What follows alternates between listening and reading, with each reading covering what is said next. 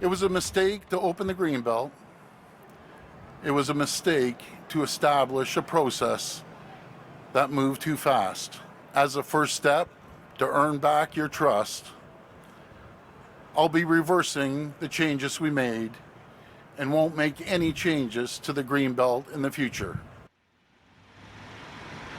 Good evening. Doug Ford backs down on the Greenbelt after months of mounting pressure and a scandal that was getting worse by the day. He's now putting the protected land back into protected status. I made a promise to you that I wouldn't touch the Greenbelt. I broke that promise. And for that, I'm very, very sorry. With his cabinet standing behind him, minus the two ministers who have been forced to resign over the scandal, the Premier looked and sounded defeated.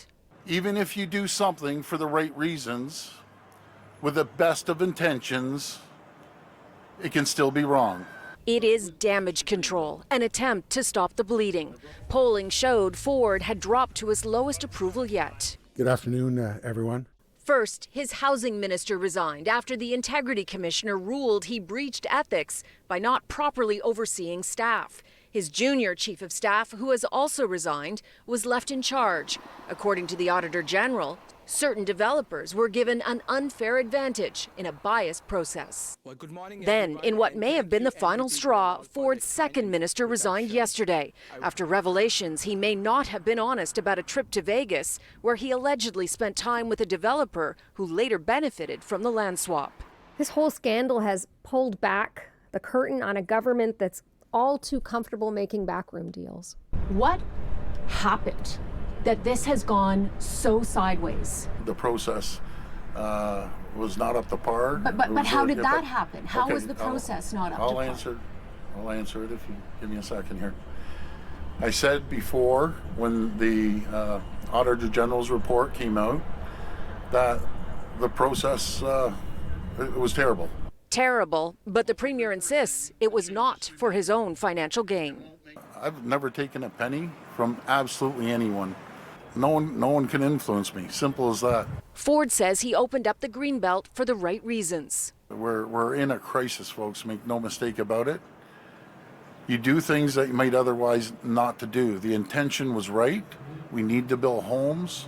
But gone are the attacks to justify carving it up. That's just a field with a bunch of weeds. No, now the Premier is contrite. He promises never to touch it again. The question is, will this reversal appease voters? This is arguably the worst Ontario government scandal since the gas plants. Has your government become the very thing that you said it never would? The very thing that you criticized about other governments, the elites, the insiders benefiting? There was no taxpayers' money involved, Cynthia, compared to the gas plants.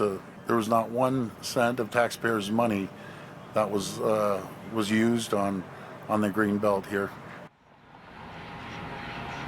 So 2 ministers, 1 chief of staff have resigned, and we learned of a 4th resignation today. Ford's director of housing policy.